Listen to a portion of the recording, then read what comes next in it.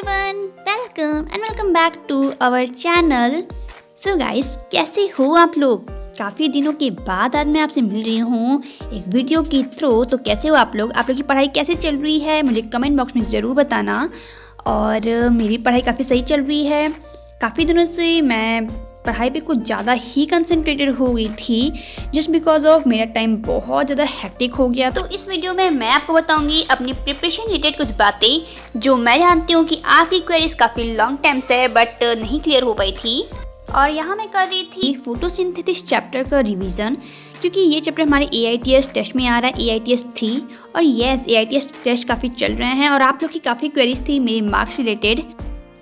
तो इस वीडियो में मैं वो भी आपसे साथ शेयर कर दूंगी। और इसको करने के बाद मैंने स्टार्ट किया था ऑर्गेनिक केमिस्ट्री की हेलो एल्कीन चैप्टर का रिवीजन, क्योंकि आप भी जानते हो कि ऑर्गेनिक जैसा सब्जेक्ट ही है जिसको हम मल्टीपल रिवीजन से ही प्रिपेयर कर सकते हैं। तो इसलिए मैं प्रॉपर रिवीजन करती रहती हूँ। और आप जो ये स्क्रीन पर देख रहे हो ना, ये मेरे नोट्स हैं, इस साल के नोट्स हैं। मतलब जो इसमें मैंने अपने ऑर्गेनिक टीचर को चेंज किया है जस्ट बिकॉज ऑफ, क्योंकि मैंने जिससे पहले किया हुआ था वो टीचर अभी PW पे अवेलेबल ही नहीं है। मैंने काफ़ी ज़्यादा उनके लिए सर्च किया था लेकिन वो नहीं मिले मुझे। तो मैंने योगेश सर का 1-2 लेक्चर लिया था एंड ट्रस्ट मी गाइस, उन्होंने मुझे इतना अफेक्टेड किया था कि अब मैं उनके सारे लेक्चर्स लेती हूँ। और नोट्स तो आप देख ही रहे हो, नोट्स मैं थोड़ी डिफरेंट बना रही हूँ, आप स्क्रीन पर देखते रहना, आपको काफ़ी ज़्यादा दिख जाएगा वो। और आप में से बहुत से लोगों को ये क्वेरी होती है कि मैं इस बार भी लेक्चर क्यों ले रही हूँ। तो गाइस, जैसे आप सब जानते हो कि इस बार हमारा सिलेबस रिड्यूस हुआ है और हमें पता है कि मैक्सिमम हमारे वो चैप्टर रिड्यूस हुए हैं जो कि थ्योरेटिकल थे, या फिर हम ऐसे बोलें कि जो कि इजी थे, जिन्हें हम देखते ही मार्क करना वाला समझते थे। और अब जब हमारे चैप्टर कम हो गए हैं तो इसका मतलब ये है कि हर चैप्टर के डेप्थ से क्वेश्चन आएंगे, क्योंकि जो पार्ट पहले नहीं आता था वो भी आने की पूरी प्रोबेबिलिटी बन जाती है। तो मैं नहीं चाहती ऐसे में मैं कुछ भी स्किप करूँ, मैं हर चीज़ को प्रॉपर पॉइंट टू पॉइंट पढ़ना चाहती हूँ। और रही बात सिर्फ और सिर्फ नोट्स रिविजन करने की, तो ऐसा मेरे साथ होता है कि जब मैं खुद से किसी सब्जेक्ट का PDF या पढ़ रही होती हूँ ना, तो उसमें ऐसा होता है कि मैं उसे जल्दी जल्दी ख़त्म करने के चक्कर में कोई ना कोई इंपॉर्टेंट मिस या जो कोई छोटी छोटी पॉइंट्स होती है मैं उन्हें मिस कर जाती हूँ। एंड वो सब मैं नहीं चाहती, क्योंकि इस बार हमारे लिए छोटी से छोटी पॉइंट की वैल्यू बहुत ज़्यादा है। हमें कुछ पता नहीं है कि हमारा क्वेश्चन कहाँ से आ जाए, जिस पार्ट से प्रीवियस कभी नहीं आया उससे भी आ सकता है अब तो इसलिए मैं लेक्चर ले रही हूँ। और केमिस्ट्री और फिजिक्स, इन 2 सब्जेक्ट का मैं प्रॉपर लेक्चर लेती हूँ। और नोट्स फिजिक्स का मैं नहीं बना रही हूँ, क्योंकि फिजिक्स में MR सर से ही कर रही हूँ, तो उनका नोट्स मैं नहीं बना रही हूँ। लेकिन जो चैप्टर मेरे फिजिक्स में वीक हैं उनके लिए मैं नोट्स वैसे ही बनाती हूँ जैसे मैंने आपके साथ प्रीवियस शेयर किया हुआ है। उसके बाद बात आती है बायो की। तो बायो के लिए मैं बॉटनी के 12th के सारे लेक्चर तरुण सर के 1 शॉट लेक्चर से कर रही हूँ, जो कि यूट्यूब पे अवेलेबल हैं। और जूलॉजी तो मेरे साथ ही सेशन वाली टीचर ने सारा कुछ करा दिया है, और तो वो मैंने उनके थ्रू ही सारा कुछ कंप्लीट कर दिया है, मतलब उसके लिए स्पेशल कोई लेक्चर नहीं लिया मैंने। और आप में से बहुत से लोगों की ये क्वेरी होती है कि मैं प्रीवियस का रिवीजन कैसे करती हूँ। तो मैं किसी भी चैप्टर का रिवीजन करने के लिए, अगर मैं बायो की स्पेशल बात करूँ तो बायो के लिए मेरा पूरा फोकस सिर्फ NCERT पे होता है, क्योंकि नोट्स मेरे जो है मैं इसे मल्टीपल कई बार रिवाइज कर चुकी हूँ। तो अभी मैं केवल NCERT ही करती हूँ। और उसके बाद अगर मैं बात करूँ केमिस्ट्री और फिजिक्स के लिए, तो इन सब चीज़ों के रिवीजन के लिए मैं सबसे पहले क्वेश्चन प्रैक्टिस करती हूँ। क्वेश्चन प्रैक्टिस के सोर्स बहुत सारे हैं, उनमें से मैं आपको पहले भी काफ़ी शेयर कर चुकी हूँ। नहीं आपको याद होगा तो आप बताना, मैं अपनी नेक्स्ट वीडियो में समय में ज़रूर बात करूँगी, क्योंकि सोर्स काफ़ी ज़्यादा हैं और हर वीडियो में एक ही चीज़ बार बार रिपीट की जाए ये अच्छा नहीं लगता, ठीक है।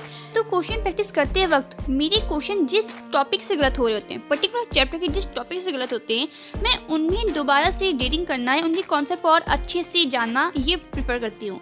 और सबसे मोस्ट इम्पॉर्टेंट थिंग ये नोटिस किया मैंने अपने केस में कि कुछ स्टूडेंट ऐसे होते हैं ना जो ये सोचते हैं कि मैं बिना रिवीजन किए टेस्ट नहीं दूंगा। बट ये थॉट जब हमारे मन में आ जाता है ना, ये बात हमें ये शो करता है कि हम अपनी प्रिपरेशन के लिए कितने ज़्यादा अनकॉन्फिडेंट हैं। मीन्स अब मैं इस साल जो स्पेशल कर रही हूँ ना, वो यही है कि मैं बिना रिवीजन के टेस्ट देना प्रेफर करती हूँ। लाइक मेरे जो साथी कोचेस हैं वो भी टेस्ट लेते रहते हैं, कई बार वो सरप्राइज टेस्ट भी लेते हैं, और मैं ट्राई करती हूँ कि मैं बिना रिवीजन के वो टेस्ट करूँ, ताकि मुझे ये पता चले कि बिना रिवीजन के हर चीज़ मेरे माइंड में कितनी है और किस पॉइंट को मैं भूल रही हूँ। इससे ये वेरीफाई होता है कि कितना मेरे माइंड में मेरी मेमोरी स्टोर कर रखी हुई है। और पता है जब आप ऐसे टेस्ट देते हो ना तो आपका कॉन्फिडेंस बहुत बूस्ट होता है। और आपको भी ये बात तो पता ही है कि नीट से पहले ऐसा तो होता नहीं है कि मतलब पूरा सिलेबस एक ही दिन में रिवाइज करके जाते हैं। तो इसलिए मैं प्रीफर करती हूँ बिना रिवीजन के ही टेस्ट दें, और आप भी ट्राई करना। और जैसा कि आप लोग पूछते हो कि मेरा सिलेबस अब तक कितना हो गया है, तो मैंने आपको पहले बताया कि मैं बैचेस की क्लासेस भी लेती हूँ। तो उसमें मेरी केमिस्ट्री और फिजिक्स तो बिल्कुल बैच के अकॉर्डिंग ही चल रहा है।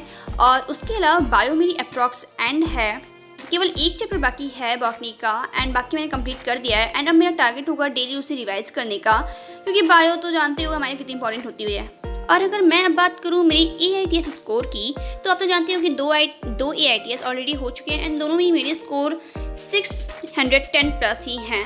बट मैं अपने मार्क्स इस बार शेयर नहीं कर रही हूँ, जस्ट बिकॉज ऑफ मेरी जो ओल्ड वीडियोस हैं जो मैंने AITS से शेयर किए हुए थे, उस पर नेगेटिव कमेंट्स इस लेवल के थे जो कि अनबिलीवेबल थे मेरे लिए। तो इसलिए मैंने सोचा कि अब मैं ये शेयर नहीं करने वाली। अब जो होगा डायरेक्ट मैं अपना रिजल्ट आपके साथ शेयर करूँगी।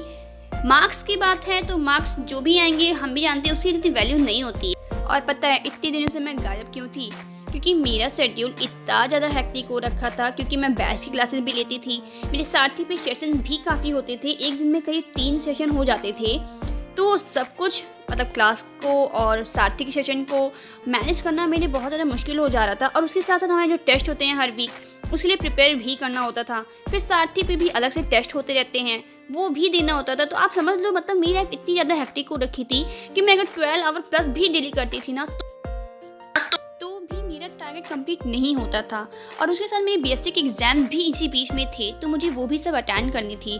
किसी तरह से मैंने इन सब फेज को पार किया है। और अगर मैं अब बताऊँ तो इस समय मैं सारथी से काफ़ी ज़्यादा डिसअपॉइंटेड हूँ, क्योंकि इस समय ऐसा हो रहा है कि जिन कोचेस से हमने साल भर कनेक्ट किया है वो हमारे कोच चेंज हो गए।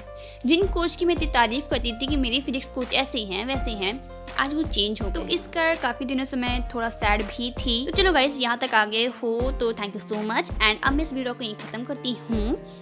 मिलते हैं किसी नेक्स्ट वीडियो में। आपकी कोई क्वेरी होगी तो कमेंट सेक्शन में आप डाल देना। Bye bye.